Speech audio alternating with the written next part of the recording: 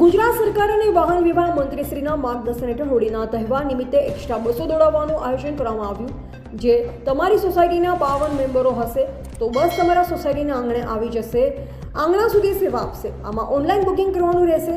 દાહોદ, જાલોદ, જૂના અને અન્ય જગ્યા માટે આ બસો દોડાવવાનું આયોજન કરવામાં આવ્યું। આ વિસ્તારોમાં એક્સ્ટ્રા 500થી વધુ બસોનું આયોજન કરેલ છે। એક્સ્ટ્રા બસો તારીખ 10, 11 અને 12 કરવામાં આવશે, જેથી મુસાફરોને હાલાકીનો સામનો ન કરવો પડે। આ એક્સ્ટ્રા બસોમાં કોઈ જાતનું ભાડું વધારવામાં આવશે નહીં। જે રેગ્યુલર છે એ જ ભાડું રહેશે।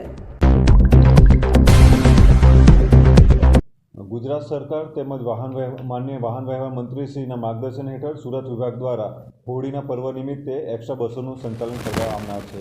આ એક્સ્ટ્રા બસો તારીખ 10, 11 અને 12ના રોજ આ એક્સ્ટ્રા બસોનું સંચાલન થશે।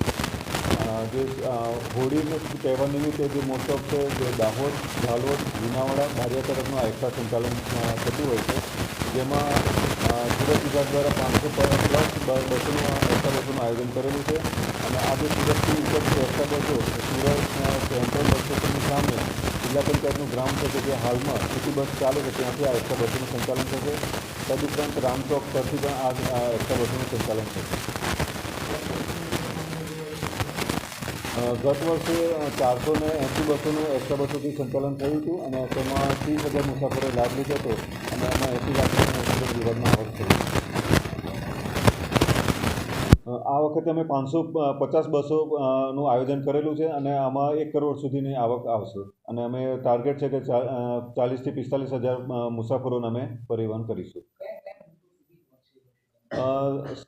દરેક વખતે સુરત હોળી અને ધૂળેટીના પર્વ દાહોદ, જાલોદ, લુણાવાડા, બારિયા તરફનું એક્સ્ટ્રા સંચાલન હોય છે। અને તદુપરાંત જે અમારી જે એસટીની જે હોય છે કે એસટી આપના દ્વારે જે અમારે જે 52 પેસેન્જર એક સાથે હશે અને પોતાની જો માંગણી હશે તો એમને સોસાયટી સુધી અમે ગાડી આપીશું અને એમના વતન સુધી ડાયરેક્ટ એમને મુસાફરી કરી શકશે।